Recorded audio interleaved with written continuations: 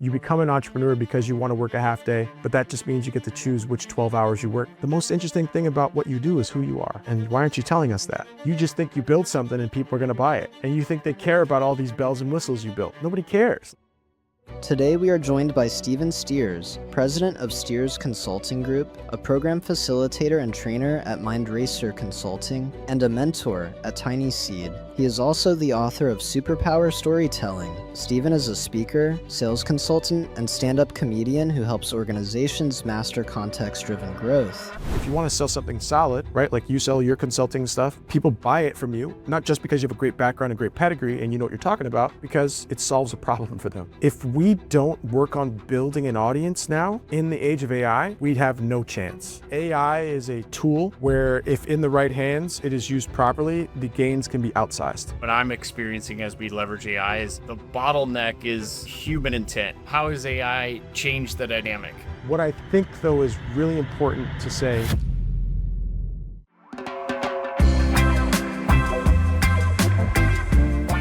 Hello, everybody. Welcome back to another episode of Leaders in the Workplace of Tomorrow. Today, I'm super excited to have Steven Steers, the president of Steers Consulting Group.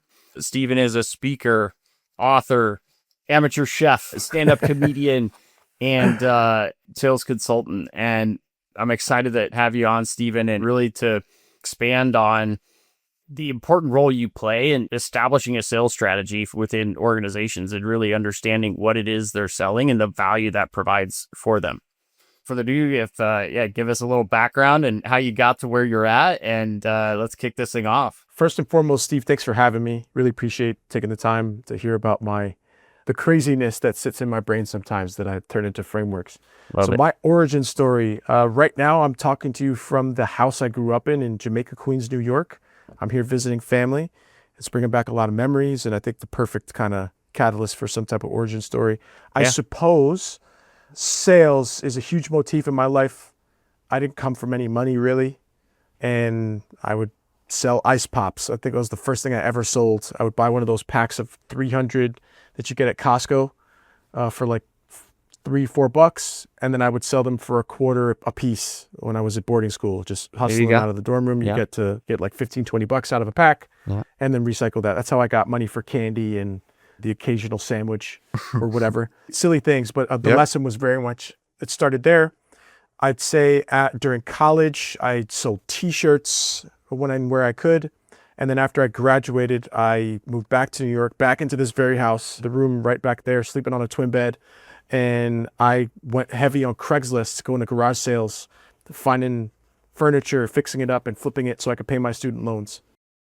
Professionally on the sales side, I officially went in around 10, 11 years ago because I was working as a project manager in the construction business here in New York. We built big buildings. We built Tower 1 of the World Trade Center, Tower 4 of the World Trade Center. We reclad the UN, big projects. And I was on one of these projects from when it was a hole in the ground till when the building was completed. And I showed up because people kind of moved into some of their apartments, but the building wasn't done. There's a construction entrance. And I walked all the way down from the roof to the construction entrance. And I get into the construction entrance and I'm with my foreman. And this room was like a triple height floor. The ceilings were maybe 25, 30 feet tall. And we're talking, we're having a laugh, and we're supposed to go to lunch. We'd agreed to go to lunch, and he taps me on the shoulder. He's like, let's go to lunch. And I take one step forward and a cement block falls right where I was standing. That's how much I missed it by a snap of the fingers. I might not be here today or I'd be seriously injured. Didn't have a helmet on. And I'm staring at this block. My foreman's like, Papa, not everyone gets a chance like that. You're here for something. He's like, let's go to lunch. And I was like, I'm not hungry anymore. And so I went for a long walk around New York, just contemplating my life, thinking about all the things I wanted to. And I came to the conclusion, I'm going to die one day. Can't stop that. But if I'm going to die, I at least want to have given a shot to the things that I've always wanted. I've always wanted to have my own business, have the freedom that allows for. I think it's Simon Bowen says, you become an entrepreneur because you want to work a half day, but that just means you get to choose which 12 hours you work, right? Like, I think that's been very true in my experience. But I've always wanted that freedom, and I started looking at what I was good at and what I could do. This is like 2013, 2014 era. no AI, coding was the big thing. SaaS companies, venture funding was a big, like, sexy thing at the time. And I was like, I don't have any skills to be able to do that stuff, but I am decent with people.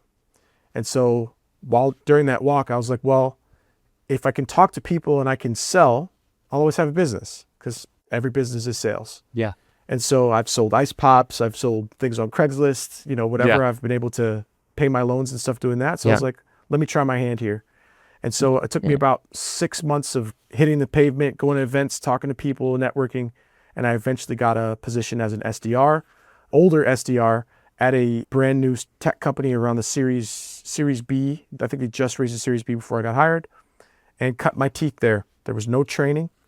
Literally my first day, they threw me a list and said, get meetings. That was it. They didn't give me a script. They didn't give me any talking points or anything. And I promptly went into the bathroom before I did my first cold call and threw up because I was petrified. And went back, and it got easier over time, mostly because I taught myself, not because they taught me much. And that's a standard thing at startups. But fast forward a few years, and the company wasn't doing as well, and they laid off a bunch of the salespeople and a bunch of the managers, and I was in that fold as well. And I decided to be the help that I didn't have. Yeah. And so I went to another sales job, and that was short-lived because Facebook changed the algorithm on that company and they laid everybody off. That was about 7 months after that. Yeah. But fortunately for me, at that second company, number one, it was remote. So I would always wanted to be remote because I thought it was silly to just be in an office just because you have to be. I did the stuff I needed to do today. I got to wait now. Why am I sitting here and just waiting? I think it's silly. But they'd hired a consultant to work with me at the second company as we built out the sales process. His name is Scott Sambucci. I'm still in touch with Scott today. I fancy him a great friend and a mentor.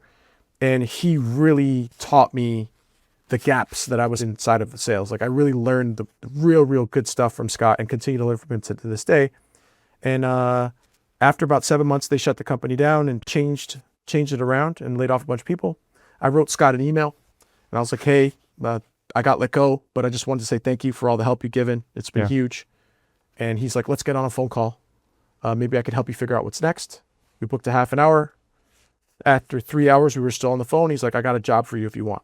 And so I was working remote like I wanted. I was doing sales and started into the coaching side as well with Scott because it was just him and me in the company.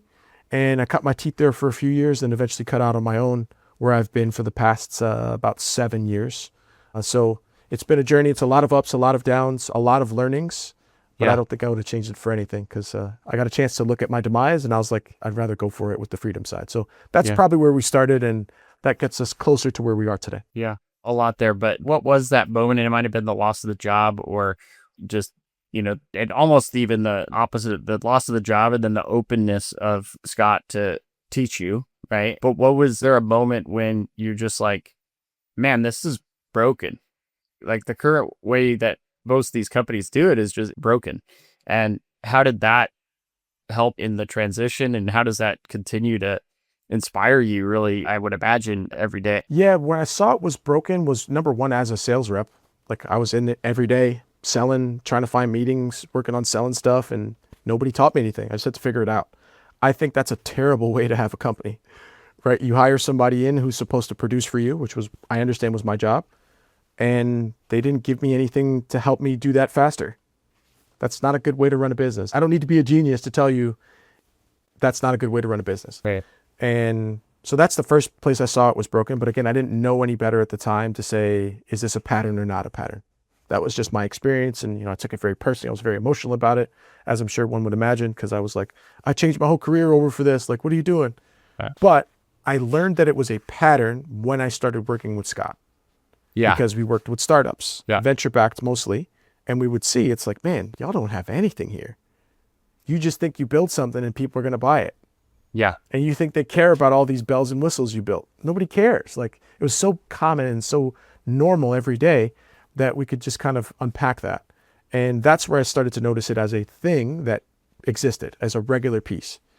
And then as you start to notice more patterns, you start to say, hey, why is this a pattern? And you do some research, and then from that research, it was like, well, number one, you're selling features. You're not selling outcomes. So if you want to sell something solid, right? Like, you sell your consulting stuff, people buy it from you, not just because you have a great background and great pedigree and you know what you're talking about, but because it solves a problem for them, right? Number one, it should be really simple, but generally speaking, most companies solve for helping a company make more money, save money, increase their efficiency, or mitigating some type of risk. Why? Because each of those is measurable in their own way. So if you can establish what they stand to lose or stand to gain by taking an action with you, hopefully your frameworks or otherwise, now you've made something happen that's at stake for them. Yeah. And that helps them tell a better story about the future they want for themselves. Yeah. Once we started doing that, it was like, okay, this is landing better. And they were getting better results from the frameworks we were teaching because they understood that contextual point. Yeah. The next part of it was when we would ask founders across the time we work with them, like, really curious, is this an easy thing for you to do? And they're like, no, this is the hardest thing I've ever done in my life. And it's like, all right, well, why did you choose to do this versus just getting a job where you could make real money and not have to worry about P&Ls, hiring, stress, funding, and everything else? And they would tell us these brilliant stories around their mission, like what made them actually get up in the morning to do this problem. And I was like, why aren't you telling that to your investors? Why aren't you telling that to your customers? And they're like, because people don't care. I was like, that makes me care. That makes you different. Yeah. It makes you human and makes you a real person that I potentially want to spend more time with. Yeah. Tell that on your next call when somebody asks. And they would come back like, man, that person was super excited about that. Like, thank you for telling us that. We just closed this deal. Like, that would become more of a common motif we would hear across clients that implemented those types of things. Yeah. And then from there, it just started to snowball to say, the more people I talk to, the most interesting thing about what you do is who you are. And why aren't you telling us that? And so that led me to start to develop some kind of frameworks. I couldn't even call them frameworks back at that time, but it was just like, tell me who you are. That's what I care about first. Yeah. And then, and only then will I potentially want to learn about what you have to offer me. So that's kind of where it started. And then it's snowballed from there. And here we are. So let's talk about your book, Context Selling. And to be very relevant in this AI world, context is just more and more relevant, right? Like, we have to provide these agents with context on, what it is they're actually doing. And what you described in your role was, frankly, like, that's what was missing, right? Like, there was no context around the organization, Zero. what their products were, what your role was within it, what that long-term, like, how does your vision align with their vision, right? Like, there's just no context. So walk us through, the book and your methodologies and really the transformation that it brings to organizations when they put more focus on understanding the real context of their organization. Yeah. Okay. So just for small clarification, my book is called Superpower Storytelling. One of my methodologies I teach is called context selling. I'm sorry about that. No, all good. I No kept problem. remembering the context selling. No, it's all good. It's all good. No problem at all. But just to clarify there. Yeah. So let's talk about why context is important. I think it's Gary Vaynerchuk said a quote that I love and I think is apropos of where we are now. He says, content is king, but context is God. Okay. And this was long before AI ever became a thing that would, like, we as could use commercially. But I think one of the main features here of why context, why is this an important thing? Not just for AI agents or anything else that you're building your company, but really let's needle it down. I think any person here who's selling anything is experiencing some level of friction at the top of the funnel to get people into their ecosystem of their business. Cold email is not working like it was before. I've heard that across a lot of people. Maybe for your business, you figured out something that works super well. Shout out to you. I'm not saying don't do it. It's just, it's not working as well as it was. Yeah. That could be because messaging is different. It could also be because Google and Microsoft have changed their situations and they don't talk to each other as well. There's new spam regulations, lots of stuff. LinkedIn, I personally think it is a cesspool of a platform where I'm not learning anything from it. People just immediately jump in my DMs and pitch me things. That can't work very well. It's very noisy today, more noisy than it's ever been. And I think we can thank AI as a part for that, because anybody can just say, Chat GPT, here's some stuff, make me a LinkedIn sequence that I can automate and send. Yeah. Anybody can do it. And again, hopefully it works super well for some people and they make a ton of money doing it. Shout out to you. But most of the people I know aren't experiencing that type of boon for most of the products and services that they sell. So what does that mean? That means it's harder to get in front of a person because they don't want to listen anymore. And so what is context? What's the importance of context in sales is how do I create a compelling moment that allows me to get in front of a person and then build them and bring them into my ecosystem where they have a context and a reason to pay attention to someone like me versus somebody else. And so that's one side of it. And so one of the things I think is really important for anybody listening to this episode today, and generally listening to the podcast across the board, Steve, is if we don't work on building an audience now, in the age of AI, we'd have no chance. Because there's so many different tools and situations and scenarios people can just find on their own that if you haven't brought them in and given them a context reason and a reason to stay with you and spend time with you, you're not going to have a chance. And if you do build an audience successfully, you always have a place to offer products and services and value to people that understand and like you as a person, right? It's know, like, and trust that does the sale. If people know you through something that gives them context for why they should be paying attention, they can start to like you. The more you do that, the more trust you build. And then when you make offers, people can trust that you're going to do those things the right way for them on the back end. And I think people try to skip to that place of, hey, no, it's time to sell something. People trust me now. And it's like, no, they don't trust you yet. Right. They barely know you. Right. And that context carries over, not just, to be almost in a lot of cases, the most valuable context is what you were talking about, that deeper story and that genuine, authentic, why you started the business, right? Like, what pain did you go through and what inspires you to do this every day, right? Like, that is where the real connection is made. And you talk about trust, trust is built from that moment, but so many of these organizations struggle with actually getting that meaning across. So with that, kind of help me understand what, and kind of describe for the audience, how does a customer typically engage with you? What's the starting point? And what does that journey look like as you help walk them through this? Yeah, thanks for the question.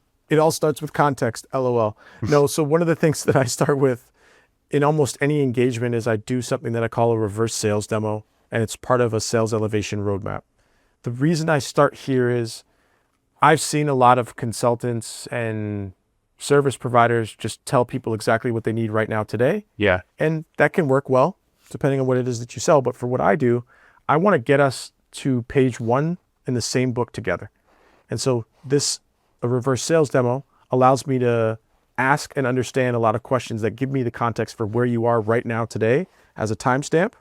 And then if it makes sense for us, I can make recommendations around what I find and what we've both agreed to is the truth. And that's the context that we use for the entire rest of the engagement. So it all starts with for lack of a better term, an audit. And then from there, I do a series of different things. I have a lot of different options.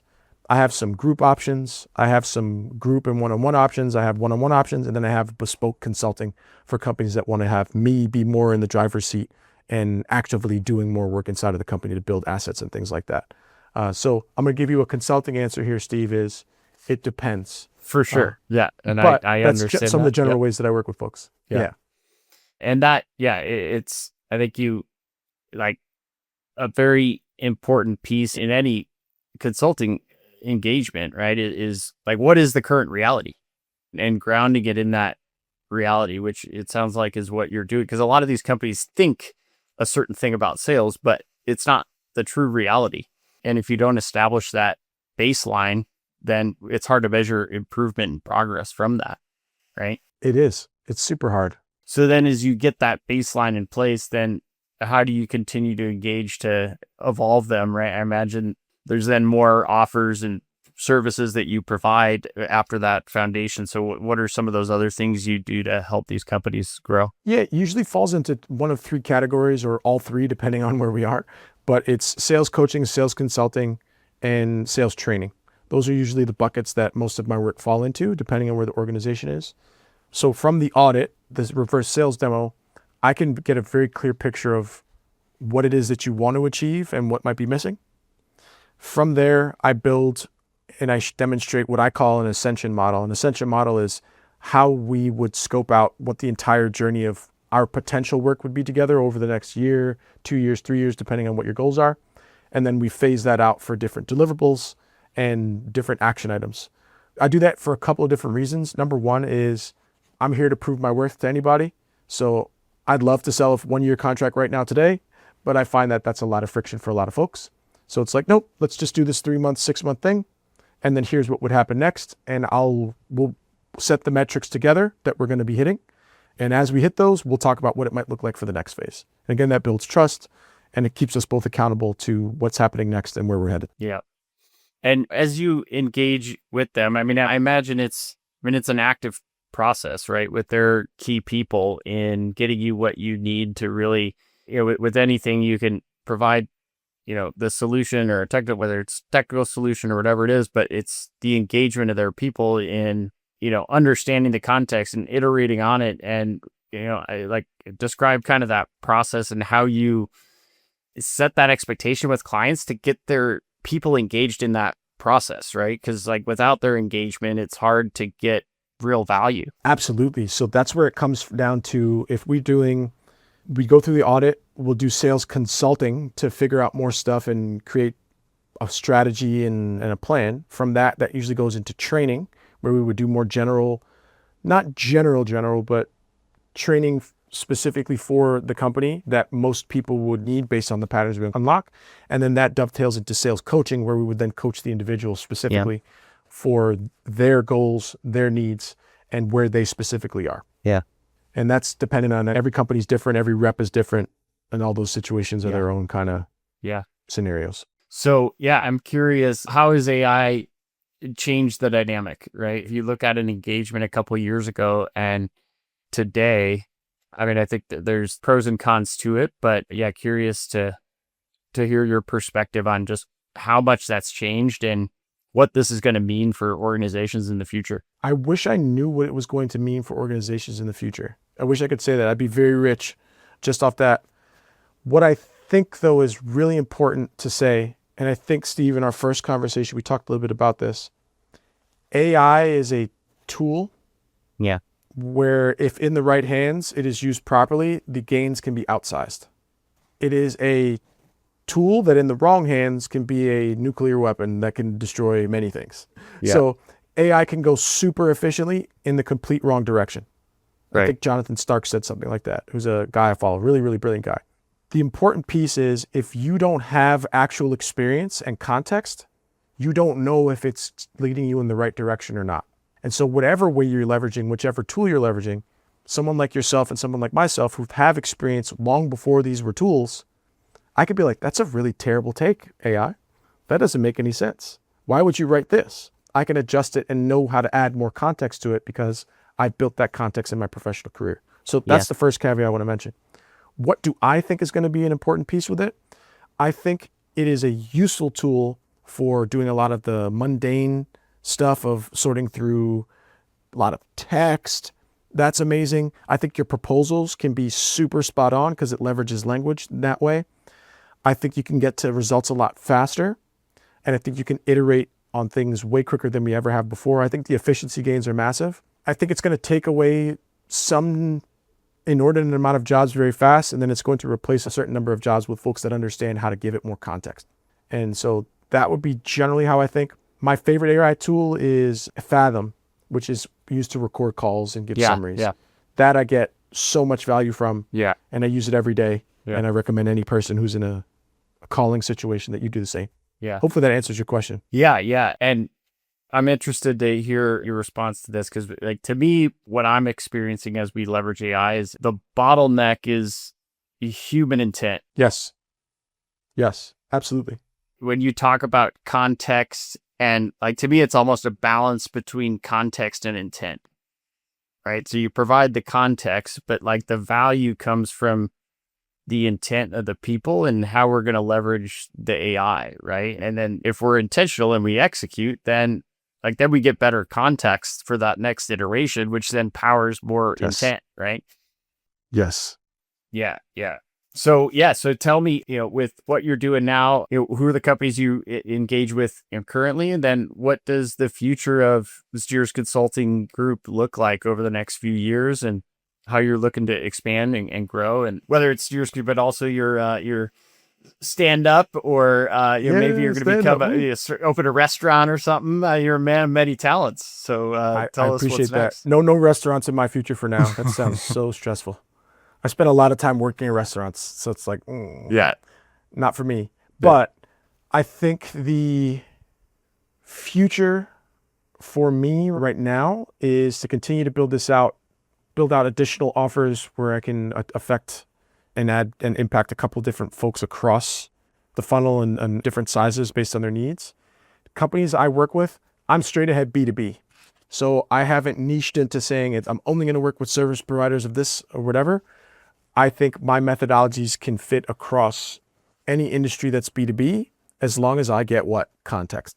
I think that's the most important part, is how I tailor what I have to work with different folks. But generally speaking, I do my best to not work with companies under the $10 million mark, principally because they need everything. They push back a lot on what they think they need, and they're looking for reasons to not implement stuff, versus companies of a little bit larger size are much more like, yep, I understand what you're doing. Tell us what to do. We'll do this. So I find their willingness to implement is a lot easier with larger companies. And I've worked with companies all the way up to 5 billion market cap. So very large range in there, but context is a huge piece that allows those relationships to work regardless of size. Yeah. Yeah. And then tell a little bit, you moved to Mexico a few years ago. And I think one of the great things of being an entrepreneur is, like you said, living the life you want to live. But some of the other side projects you're doing, stand-up in Mexico there? In Mexico, in English, which is crazy. I also do it in Spanish. So that's a passion project. Stand-up is one of the most fun things I've ever done in my entire life. And I say this because we're talking to entrepreneurs today. I think every entrepreneur should try it, even if you're not funny. And the reason is, I think depending on how much time you get, 3-5 minutes, whatever it is, your first set, it's entrepreneurship and life compressed into a 5-minute thing. What do I mean here? Number one is, if you decide to do it, that means you've made a commitment. So you have to honor your commitment. You have to get up there with a position. You have to defend that position until the clock runs out. If it's not working, you have to iterate on your feet and figure out what's going to make the room work better. Yeah. If it goes well, the high is incredible. If it doesn't go well, you're going to have to go lick your wounds, but you're going to have to be like, all right, how do I get better the next time? And all of that happens in just a span of 4 to 5 minutes. Yeah. And I think every entrepreneur should know that, because one, you're probably pitching investors at some point, but you just realize like how much control you have, and the idea of, even if I don't do well today, I can go back up tomorrow. And so that's one of the reasons I just love it. Just as a mental exercise, it's difficult. It's less difficult every time you do it, but there's always some type of fear, especially when you're trying something new. But it's like, nope, I've been here before, I've failed before, it doesn't matter, I'm just going to go up and try again. And I think that mentality is massively important for anyone who wants to build something, especially something of size. I would recommend it. So that's the first piece. In Mexico, I'm the executive producer on the very first English comedy festival in Mexico City called CDMX Comedy Fest. Check us out if you want. We had about 20 comedians. We had 5 shows. We sold out 3 of them. We sold a couple hundred tickets. We had some sponsors, and we're looking to do the same next year. The idea here is, I think Mexico City is my favorite city in the world. If you haven't been, hit me up. I have a map I can share with great food if you like great food. But there's a lot of great talent there. It's a great place. It's a great destination. And I want to at least stamp my foot on the ground and say, this is a place that's worth paying attention to, even for English comedy, which I know sounds crazy because it's a Spanish-speaking country. But there's a couple really heavy hitters there. Awesome. And it's fun. And I think that's worth noting. Yeah. Yeah. I love stand-up. Haven't done it, but try it out, man. Yeah, I know. You're making me want to do it. Start working on my bits. Great. Well, thank you so much, Steve, for coming on. Can you also share just where can people find you, website, all those things, and your book, and where they can get more information on all of it? Yeah. First off, again, thank you so much for having me, Steve. You can find every bit of information on me at Stephen Steers, StephenSteers.com. Everything's there. I have a bunch of resources for you around book writing, around sales calls discovery, stuff that you can use right now and immediately. So that's one. If you want to get in touch with me directly, you can find me on LinkedIn, Stephen Steers. I got big hair. Big hair helps you get bigger profits. Feel free to use that and leverage that. And I'm floating around everywhere else on the interwebs, but those are great places to start. Awesome. Well, Steven, thank you again so much for being on and sharing your wisdom and your stories and experience. And we'll look forward to seeing where things go for you. Thank you very much, Steve. Again, thanks for having me. Wishing you all the best and great luck. And for anybody who listened this far, thanks for listening. Thanks, everyone.